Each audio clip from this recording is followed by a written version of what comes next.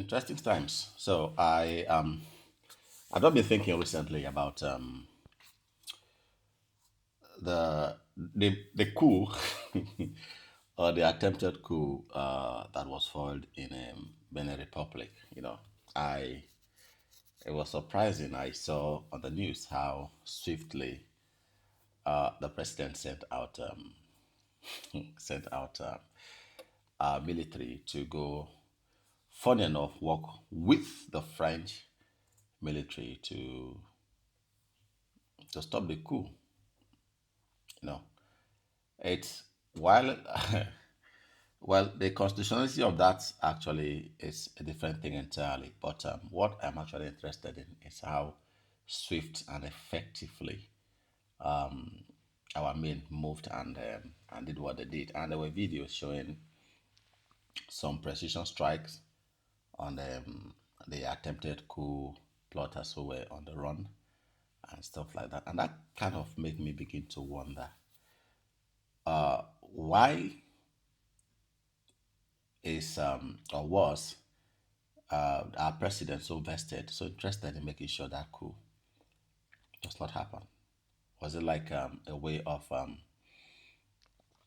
was he scared that if that is successful, Nigeria may be the next? Because from what I heard, from what I heard about the Benin Republic, I heard there's enough light, there's good road and stuff. I don't know how true that is.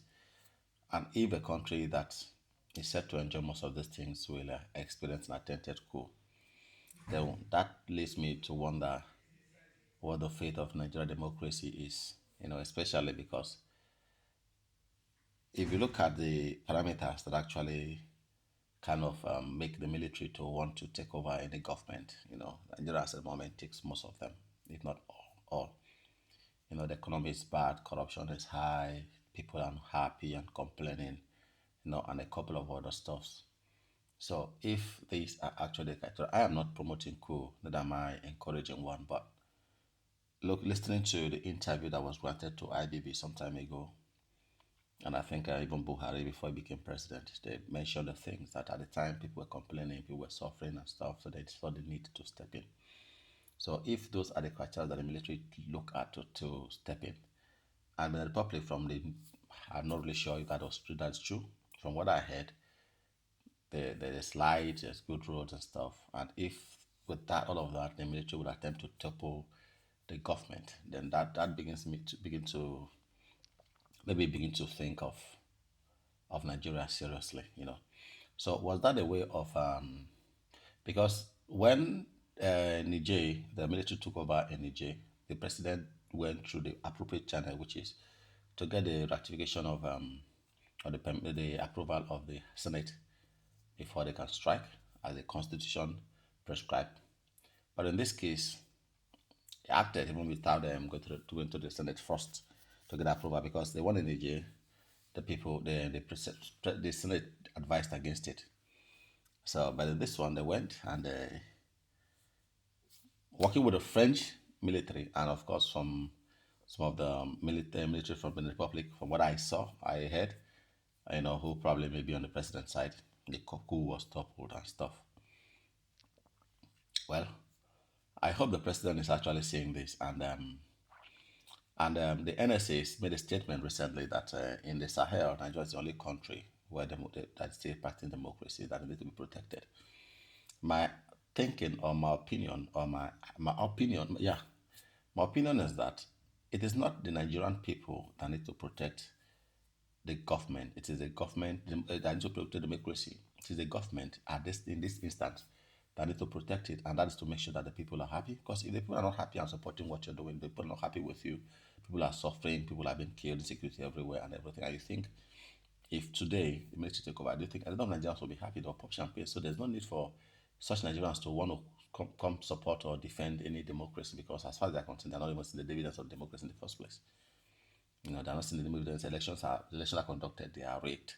And at the moment, look at what is happening when the ruling party is causing almost everybody to join in.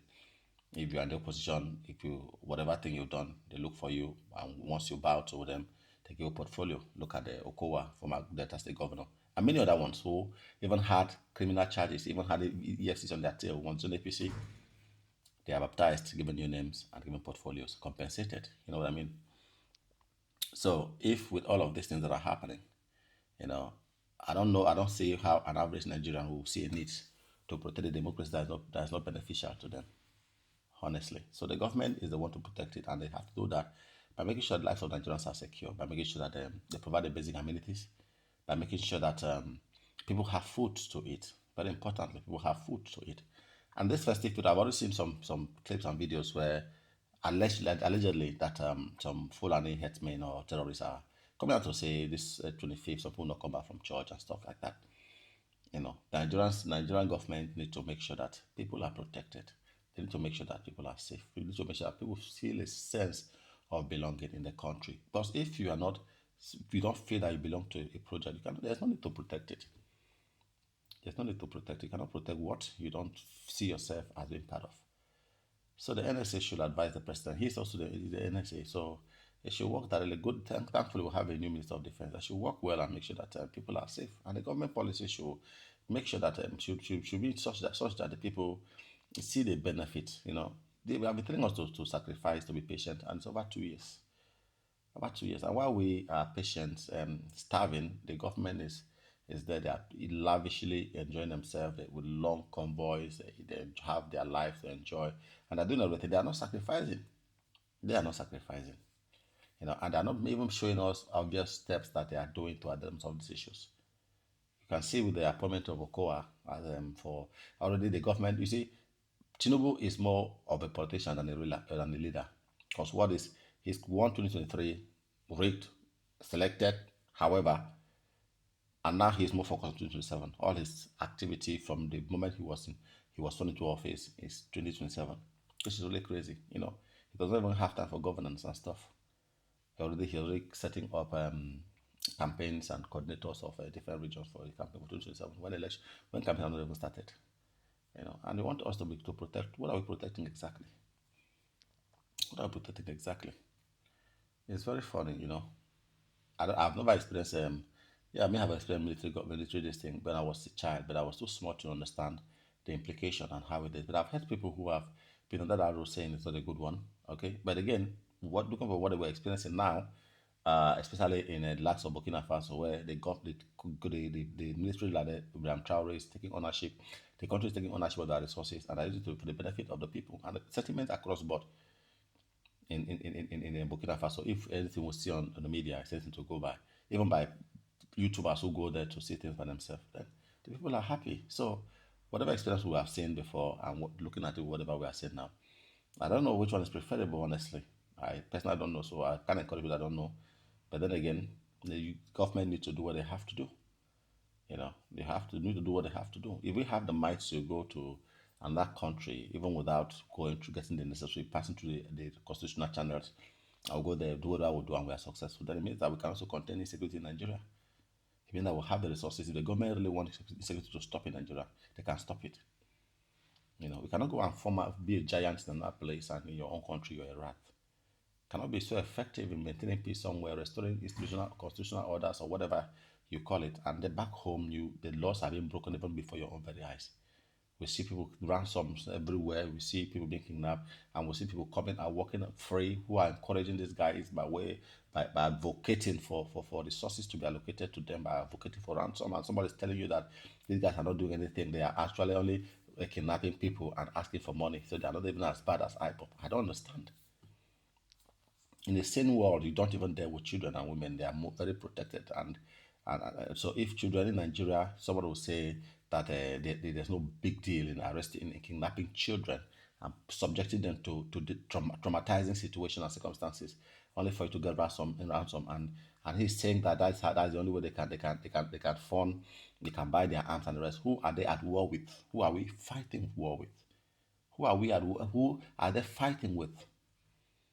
That's how they used to buy arms. Arms to do what exactly? To commit more crimes. And these people are walking around freely, untouchable, as far as we are concerned, you know. But after Nigeria will make a post on Facebook or YouTube or whatever, on TikTok, and they are traced and arrested. So the government needs to do more. If you want people to be interested in and be invested in this democracy and want to defend it, the government needs to give them reasons to do so. We won't do it because we want to do it. We will do it because there's a need do it. That's the most important thing. Okay? If there's a need for us to defend it, we need to do. We will do it. A country where I'm not giving you much, that sense of patriotism will not be there. You have seen other countries where one person is kidnapped or in trouble, and the whole and the country, the president give what they call a press conference and stuff. Look at what happened in the U.S. One person was attacked. Look at what Donald Trump did.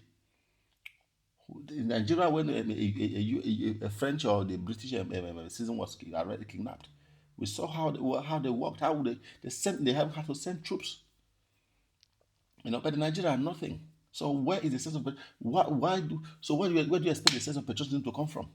From where exactly? For the fact that I'm born Nigerian, where cows are even more important than myself, where I'm treated as a second-class citizen. Is that enough reason for me to want to stake my neck out? What are we? Patriotism, coming from a country, but it is not enough reason to want to be patriotic.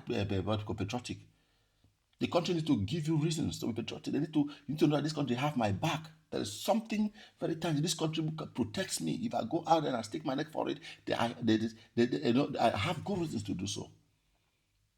You know what I mean? If the fact that if a mother conceived you and a woman abandoned you and is not taking care of you, the fact that she carried your womb alone is not enough reason for you to want to go all out and the rest.